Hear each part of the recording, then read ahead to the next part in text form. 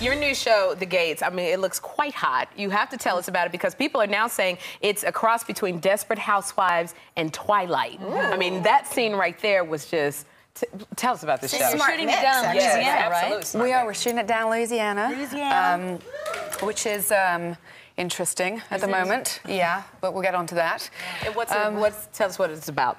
Well, it's a gated community, which, I mean, I suppose we're all familiar. These gated communities are supposed to keep us safe, and they're supposed to be very secure, and they're where people go either to preserve themselves from the outside world, or, in our case, it's us, well, some of us, keeping the outside world safe from us. And so we all coexist, and there are some supernatural forces at play. You know, vampires are supposed to always stay young, aren't they? So, like, if this show stays on the air 20 years, that's a lot of Botox. Listen, you're so not wrong. I know. And I have put this to our producers. What are we going to do? And I was like, who have you got lined up exactly? Which surgeons? I was like, I'll get a list drawn your bra strands and Botox, you're ready to go. Yeah. Well, I think the way the budgets are going these days, we'll be using double-sided sticky tape, right? Yeah. Well, you know, you also played a vampire in the successful film.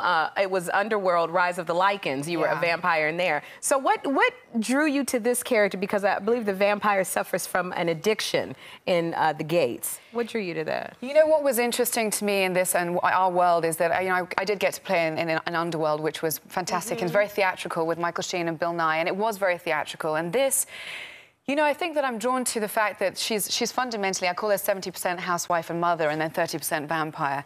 And I think that we have this thing, you mentioned addiction, and we have this thing that either vampires or addicts, so there's a dark side and there's a choice to it. They want to be these demons, and there's a deliciousness about what they do.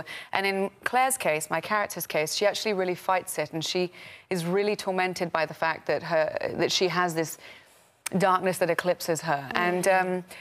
And I unfortunately lost my mum to addiction 4 years ago, and so there's a catharsis for me. So I saw the character, and I was like, I can learn a lot from this, and in playing the character, I can maybe have people empathise with this thing that is addiction that I think is misunderstood. But vampires are so hot and so sexy too.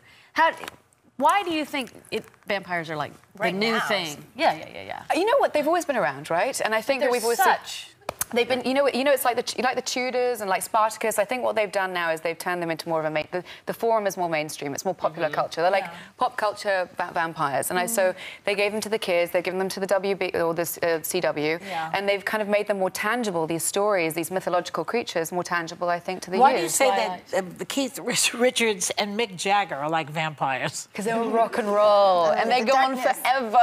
The deliciousness, maybe. And they seem as youthful now in their demeanour. They're just so playful. Keith Richards is such a child. Rhona, we want to thank you for coming by. The show certainly looks intriguing. We are thrilled to see a little bit of it today. You come back again. We want to thank Rhona Mitra. The Gates premieres this Sunday at 10 p.m. right here on ABC. We'll be right back.